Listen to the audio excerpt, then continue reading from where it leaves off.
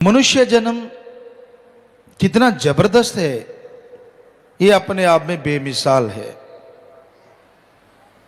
ऐसा दिमाग पाया है मनुष्य ने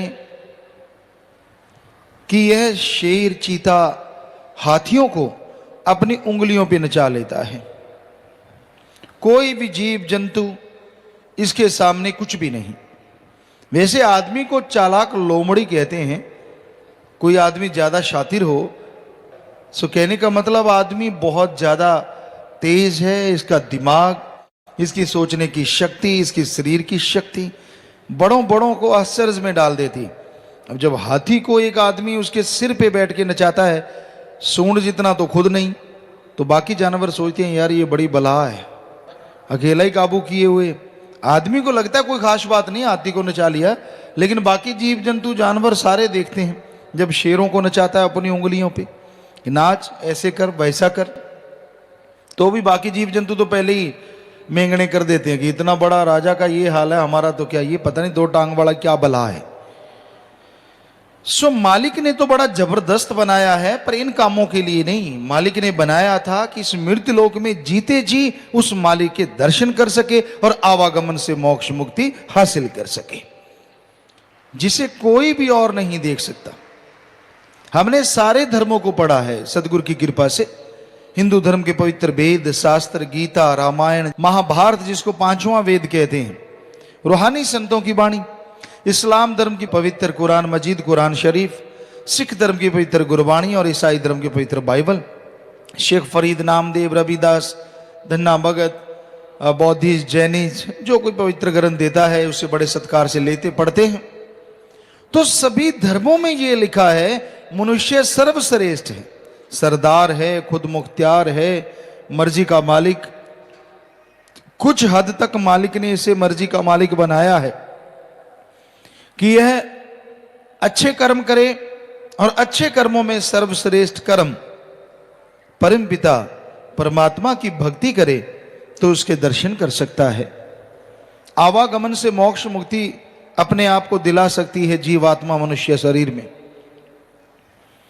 और बुरे कर्म करने लग जाए मन के हाथों मजबूर होके, वो भगवान का हुक्म नहीं है, पर खुद की खुद मुख्तियारी का उल्ट फायदा उठाए तो ये शैतान का भी बाप बन जाता है।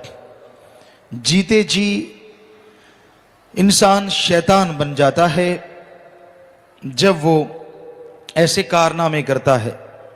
हमने देखा है कई लोग शराब के नशे में धुत होके मुर्गे की गर्दन मरोड़ के छोड़ देते हैं, और वो बेचारा ना तो मरा होता है ना जिंदा, छलांगे मारता है, ऊपर उड़ारी मारता है, गिर जाता है, उड़ारी मारता है, गिर जाता है।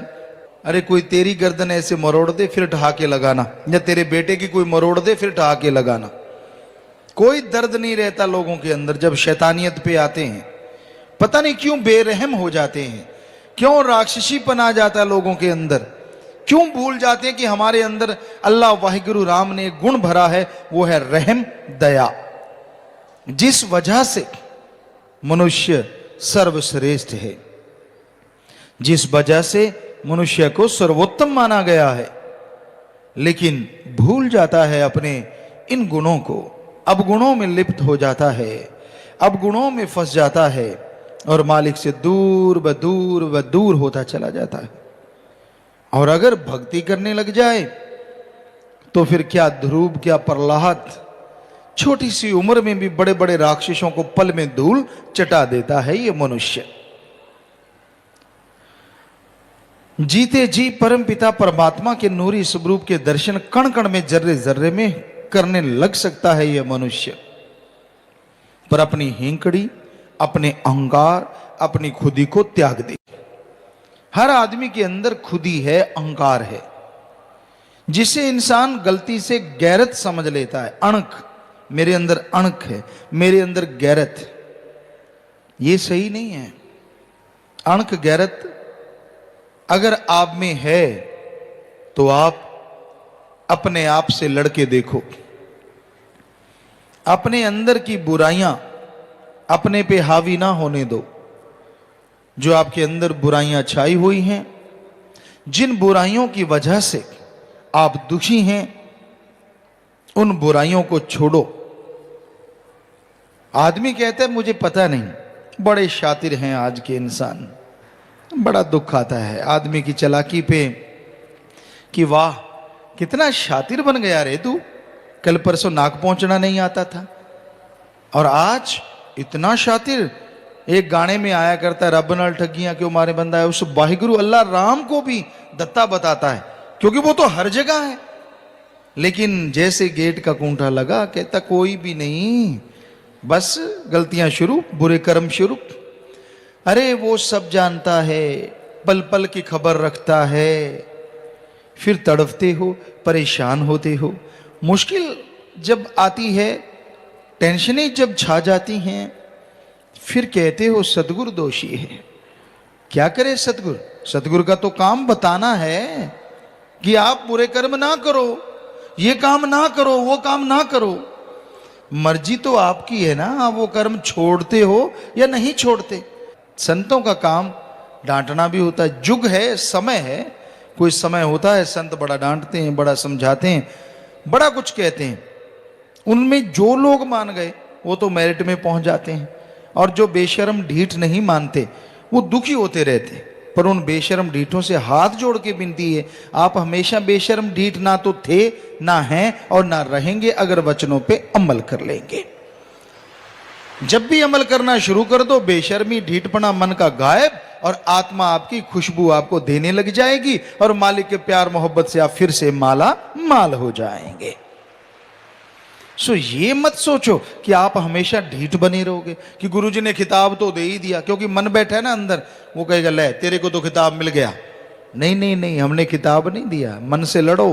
हम कहते हैं आप ऐसे बने हुए हो, और जब जाग जाओगे तभी मालिक के प्यारे बन जाओगे। छोड़ दोगे मन मते, छोड़ दोगे मन की कारगुजारी, उसी टाइम मालिक की खुशियां आपको, आपके परिवारों को माला माल करने लगेंगी और खुशियां से आपका हौसला बुलंद हो जाएगा और आप किसी की परवाह नहीं करेंगे। मालिक की बेइंतहा खुशियां आपकी झोलियों में आ पड़ेंगी। सो अपने जमीर की सुनो, लड़ो उन बुराइयों से जो आपके अंदर हैं। बाहर दुनिया से लड़के आपको क्या हासिल हो जाएगा? एक आदमी अमीर आदमी गरीब को दबा लेता है, ये कोई बहादुरी नहीं है। आपके पास पैसा है, आदमी है, बेचारा गरीब आदमी दब जाता है। आजकल पैसे के गुलाम हैं लोग। अगर आप में हिम्मत है, अगर आप बहादुर हो, योद्धा हो, आप में गैरत अणख है, तो लड़ो अपनी बुराइयों से। देखते हैं आप कितने बहादुर हो। छोड़ो अपने अंदर की बुराइयों को। ऐसे मैं गैरतमंद हूं, मैं ये हूं, मैं वो हूं, ऐसे हेंकड़ी जमाते रहना दूसरों पे। खुद की बुराइयों से लड़के देखो, पता चलेगा कितने पानी में हो।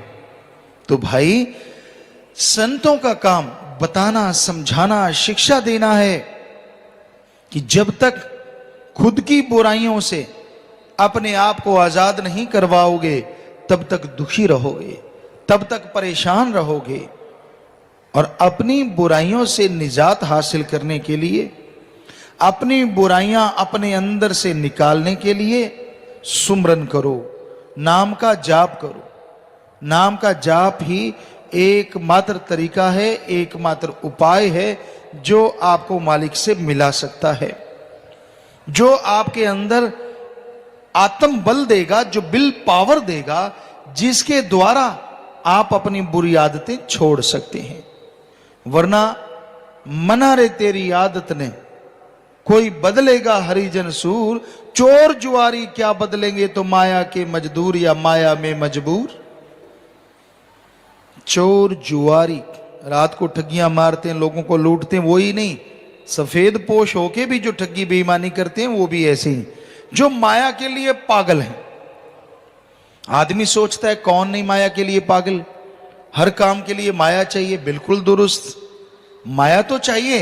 एक कमाता है अपना तन तोड़ के, सब कुछ तोड़ के, मालिक की औलाद के लिए, सारी सृष्टि के भले के लिए, और एक कमाता है ठगी बेईमानी बुरे कर्म करके ऐशो आराम के लिए या अपनी औलाद के लिए। जमीन आसमान का भी अंतर थोड़ा है, इससे भी बढ़ के अंतर है। पर ठगी बेईमानी तो किसी के लिए भी जायज नहीं, चाहे वो कुछ भी करता हो। तो जीने के लिए कमाओ, पर कमाने के लिए अगर जीने लग गए तो दुखी हो जाओगे, परेशान हो जाओगे। तो संत मत ये समझाता है कर्म करो, कर्म जोगी बन जाओ, कर्म करते रहो, क्योंकि जो कर्म करता है मालिक उसकी झोलियां दयामय रहमत से जरूर भरता है। कई कहते हैं जो कर्मों में लिखा है वो तो मिल जाएगा, नहीं, कर्म के बिना कुछ भी नहीं मिलता। मिलेगा क्या? आप सोए हुए हैं, मालिक क्या देगा? 4 खुराटे और सो दे देगा। आप खा रहे हैं, आप मालिक से रहमत मांगते हैं, मालिक 2 कौर और हजम करवा देगा।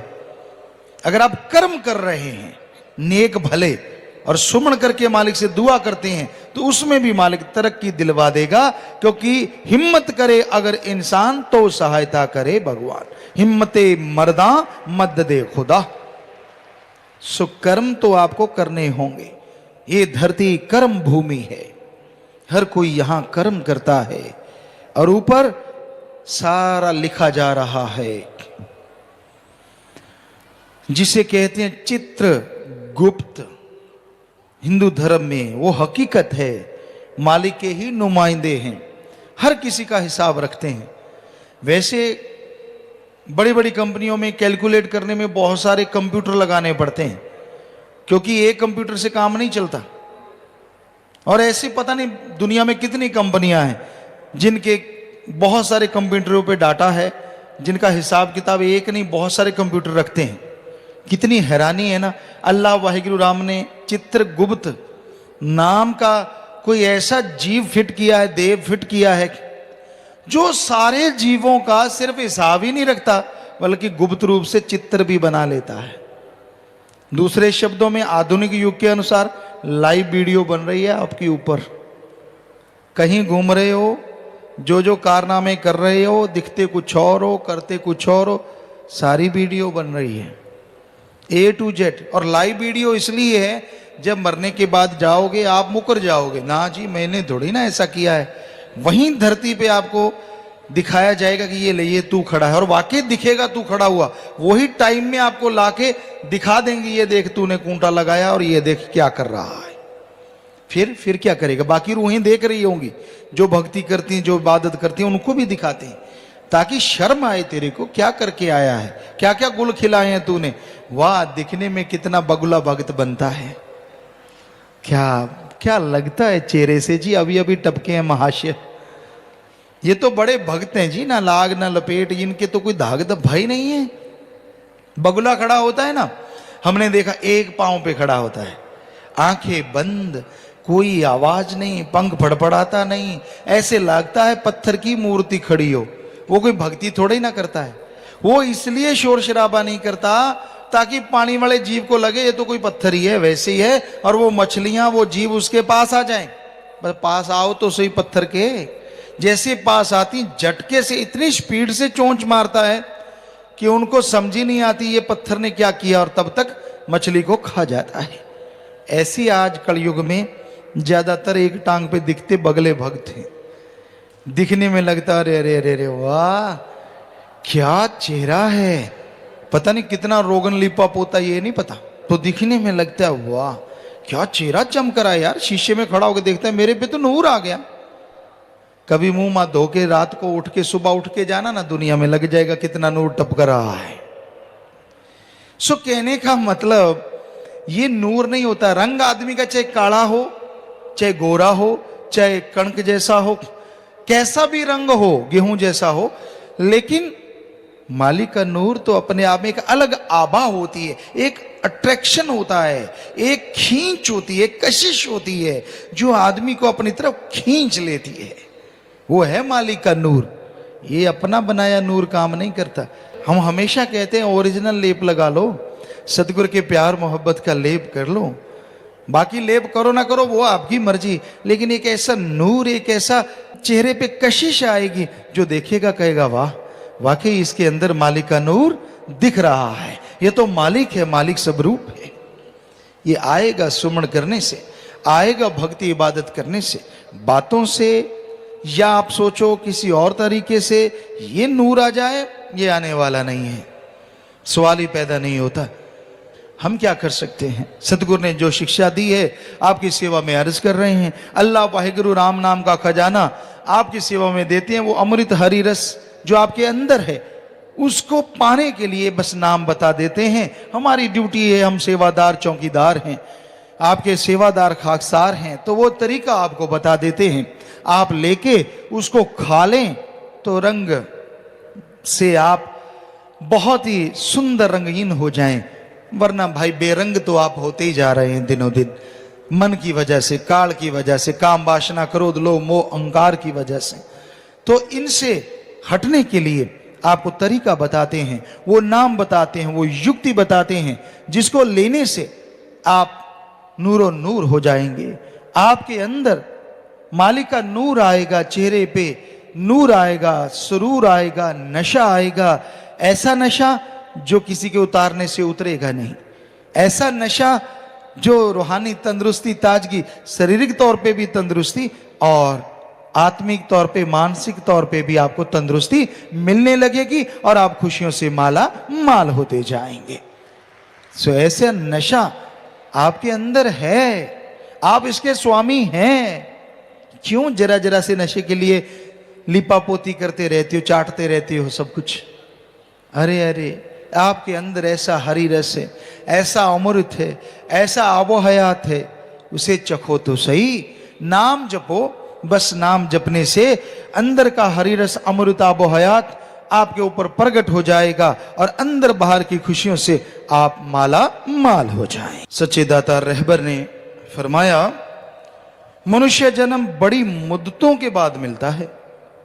आत्मा को मालिक से बिछड़े युग बीत गए। कितना समय हो गया कुछ कहा नहीं जा सकता, क्योंकि वेद शास्त्रों के अनुसार ब्रह्मा जी का अगर एक दिन माने वो 43 लाख से ऊपर है। 43 लाख साल एक दिन बनता है कहते ब्रह्मा का, और उसमें युग बदलने में कितना टाइम लगता है, क्योंकि चारों युग जब खत्म होते हैं तब उसका दिन पूरा होता है। तो कितनी देर हो गई आत्मा को मालिक से बिछड़े, इसका कुछ मालूम नहीं, क्योंकि ब्रह्मा को ही मालिक को ढूंढते ढूंढते उनके हिसाब से युग बीत गए थे। और फिर ब्रह्मा को मालिक ने बताया था कि मैं ही सारी सृष्टि का कर्ता धर्ता, मैंने तुझे बनाया। ब्रह्मा विष्णु महेश सबको बनाया उस ओंकार ने, सुप्रीम पावर ने। फिर सृष्टि की रचना हुई और उसके बाद पता नहीं कितने युग बीत चुके हैं, कितना समय गुजर गया। इन 4 युगों का जीवों को पता है इतने साल हो गए, नहीं, इससे पहले पता नहीं कितने युग बीत गए, जिसकी कोई हिस्ट्री, जिसकी कोई कहानी आज किसी को मालूम नहीं है। लोग तो आज वाली कोई जुटला रहे हैं, ना जी कौन सा राम हुआ, कौन सा फलाना हुआ, ये वो नहीं, जो कि हुआ है हकीकत है उसको भी नकार रहे हैं। तो उससे पहले जो हो चुके युग उनका तो किसी को पता ही नहीं। पता नहीं कितने युग उससे पहले बीते हैं, 4 युग पता नहीं कितने बार बारी बारी से आ चुके हैं। ये तो मालिक जानता है, सतगुरु जानता है, क्योंकि 4 युग तो बनते ही 43 लाख साल के हैं शास्त्रों के अनुसार अगर देखा जाए। तो कहने का मतलब कितनी देर हो गई। बेपरवाह साईं बताते हैं मुद्दतें गुजर गई, समय बेशुमार गुजर गया, तब जाके तुझे आत्मा मनुष्य शरीर मिला है।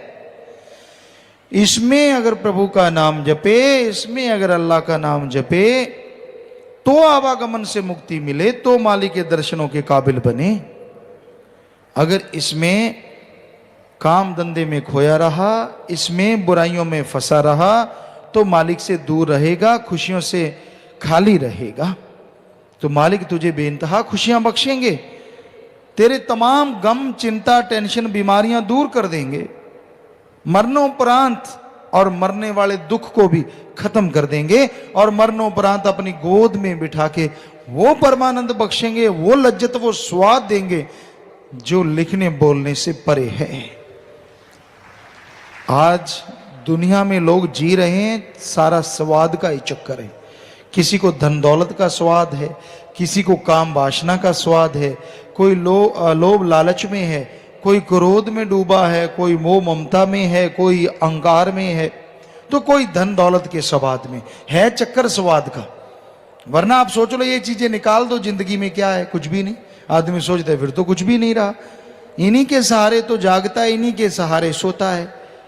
विषय विकार करूंगा, रात को ये करूंगा, काम वासना में ये करूंगा वो करूंगा, कहीं तो यही स्कीमें बनाते रहते हैं। वो टाइम गुजर गया रात का, अगले दिन उठते हैं चलो यार काम धंधा मजबूरी में करना पड़ेगा, लेकिन ख्याल काम वासना में, गंदगी के कीड़े का गंदगी में ही ख्याल रहता है। फिर दूसरे नंबर पे लोभी लालची है, रुपये पैसे का ख्याल चल पड़ता है, कैसे यार ठगी मारूं, कैसे किसको लूटूं, आज तो इतने बकरे बलि चढ़ गए, कल को कितने चढ़ेंगे, कितने की जेब काटूंगा, कितनों को ठगी मार के उलझाऊंगा, मौज बन गई, इतने नोट बन गए, बैंक बैलेंस बढ़ता जा रहा है, ऐश कर रहे हैं, स्कूटर आ गया, गाड़ी आएगी, जहाज आएगा, पता नहीं क्या क्या।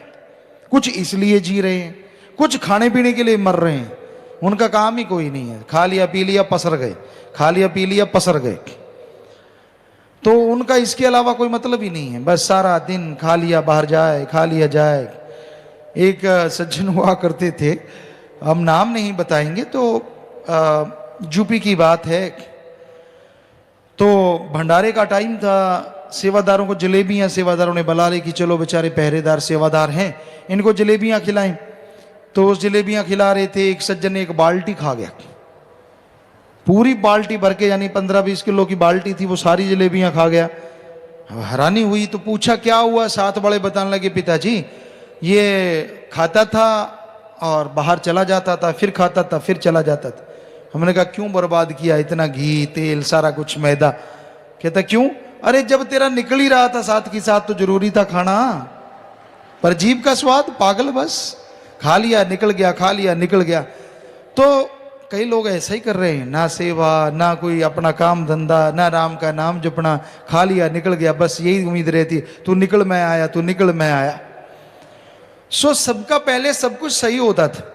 हम गुरु सरमोड़िया से आए, राजस्थान से, हम ये नहीं जानते कि थकावट नाम की भी कोई चीज होती है, पता ही नहीं था। ना तो कभी बापूजी उम्र में उस समय काफी रहे, लेकिन ना तो कभी उनसे सुना ना किसी और से सुना कि थक गए। लेकिन जैसे यहाँ शहर में आए तो नौजवानों को हो थक गए हैं, ये क्या बला होती है थक गए।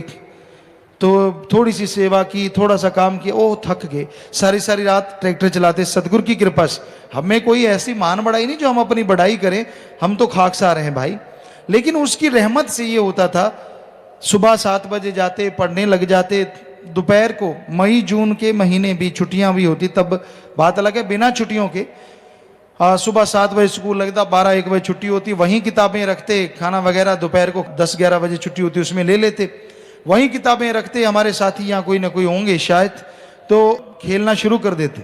दोपहर होती पूरा, इतनी दोपहर आज वाले तो छाया में पंखा ले रहे हो, मर गए बड़ी गर्मी है। तो इस दोपहर में हम खेलना शुरू कर देते, शाम के टाइम होता, सारी सारी रात ट्रैक्टर चलाते, सुबह 4 बजे जाके जो हमारे साथ वो नौकर जो काम करते थे, हम कभी उन्हें नौकर नहीं कहते थे, अब आपको बताने के लिए कहना पड़ रहा है, तो उनको कह देते ले भाई अब तू चला थोड़ी देर, बस 2 घंटे 3 घंटे सोते और फिर उठ जाते, क्योंकि सुबह तो 4 से 6 सोए ना सोए वो सतगुरु जाने। तो उसके बाद फिर स्कूल चले जाते, फिर खेलना शुरू, यही रूटीन था। कभी 4 घंटे सो लिए, कभी 2 घंटे सो लिए। अगर कभी खेती बाड़ी का काम ना होता तो फिर सारी रात खेलते रहते, चांद की चांदनी में, जाके गांव वालों से पूछ लो। तो कहने का मतलब पता ही नहीं होता था थकावट क्या है। आज वाला यहां से वहां तक चल के गया, ओह बड़ी गर्मी है, मुंह इतने इतने खुले होते हैं, पता नहीं बेचारे क्या टैंक उठा के आए। ये तो हाल हुआ पड़ा है आज के इंसान का, क्योंकि खान पान ऐसा हो गया है, सोच ऐसी हो गई है, बात बात पे टेंशन। संतों की बात में भी निकालना, कान यूं खोल के, अच्छा कोई बात पकड़ लूं मैं फिर बताऊं ये हुआ। बड़ा कुछ करते हैं आज के शातिर इंसान, उनका मन शातिर है, वो तो बेचारे मालिक के प्यारे हैं। अगर सुमन करने लग जाएं, भक्ति करने लग जाएं तो मन टिक जाए। तो हम किसी चीज पे कटाक्ष करते हैं, वो सही होती है, गलत नहीं। आज के खान पान में चेंजेस आ गए हैं, ऑर्गेनिक खाओ, जिसे राजस्थान में कहते हैं बरानी, ना खाद हो ना स्प्रे हो, वो खाना खाओ, शरीर के लिए इतनी तंदुरुस्ती आती है कहने सुनने से परे। पर साथ में राम का नाम सुबह शाम जपो, आत्मा को बड़ी ताकत मिलती है, और आत्मा अगर बलवान है तो शरीर अपने आप बलवान होता चला जाता है। मालिक का प्रेम अनमोल है। भाग्यशाली जी, अच्छे संस्कारों वाले, खुद मुख्तियारी का फायदा उठाने वाले, उस परम पिता परमात्मा के प्यार को हासिल कर पाते हैं। इस घोर कलयुग में किसको फुर्सत है कि वो मालिक के नाम के लिए या अल्लाह वाहिगुरु के लिए तड़पे। दिन रात मारो मार, भौतिकतावाद, दुनियावी साजो सामान में लोग पगला गए हैं। और कोई कसर बाकी थी तो काम वासना, क्रोध, मोह, अहंकार, मन माया, लोभ लालच तो है ही। इन सातों ने बुरी तरह से इंसान को गुमराह कर रखा है। एक बात से ध्यान हटता है तो दूसरे में खो जाता है, उससे हटता है तो दूसरे में खो जाता है। अपने राम, अपने अल्लाह, अपने वाहिगुरु की याद तब आती है जब इंसान किसी परेशानी में फंस जाता है, कोई मुश्किल आ जाती है, कोई ऐसा कर्म जो उठाने में असमर्थ अपने आप को आदमी महसूस करता है, तो बरबस अपने आप अचानक मुंह पे मालिक का नाम आ जाता है। वरना मालिक को याद इंसान सच्चे दिल से सिर्फ उसको पाने के लिए अगर करे तो ये हो नहीं सकता कि वो आपकी तरफ ना बढ़े। बस आप एक कदम बढ़ाइए, वो तो हजारों कदम आपकी तरफ आने को तैयार बैठा है। माँ क्या कभी कहती है कि मैं दूध नहीं दूंगी? बच्चा रोए सही, थोड़ा व्याकुल होए सही, माँ दौड़ी चली आती है। हम सब ने ये महसूस किया है, माँ की गर्भ से हम सब लोग पैदा हुए और ये महसूस किया है कैसे माँ तड़प जाती है, कैसे माँ व्याकुल हो जाती है कि मेरे लाल को भूख ना लगी हो, ये ना हो, वो ना हो, सौ कुछ सोच जाती है, दौड़ के चली आती है। जरा सोचिए, अगर माँ के प्रति बच्चा व्याकुल होता है, रोता है, माँ दौड़ के चली आती है, तो अगर उस मालिक के लिए इंसान व्याकुल हो, तड़फे, वो मालिक जिसने माँ को बनाया है उस मालिक के लिए कोई तड़फे, तो क्या मालिक नहीं दौड़ा चला आएगा? वो भी दौड़ा चला आएगा। बस उसके लिए कोई व्याकुल हो जाए, उसके लिए कोई तड़फ जाए।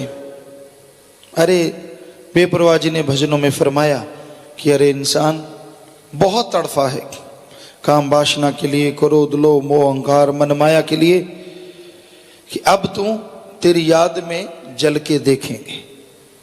दुनिया में तो बहुत जल के देख लिया, बहुत कुछ कर लिया, आपने बहुत सारे प्रैक्टिकल किए होंगे, बहुत जीवन के रहस्य आपके साथ उजागर हुए होंगे, कई जगहों पे आपको मालूम पड़ा होगा कि भाई हाँ, जिंदगी के कोई ना कोई मरहला, कोई ना कोई मोड़ पे आपको अनुभव हुआ होगा कि मैंने ये किया, रिजल्ट क्या निकला।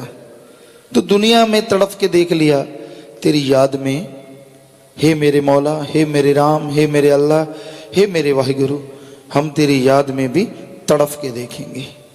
और यकीन मानिए वो कभी भी किसी को तड़पाता नहीं है, बल्कि जो तड़प जाता है उस कंकर पत्थर को भी वो कोहे नूर बना के अपने ताज में बसा लेता है, अपने दिल में बसा लेता है।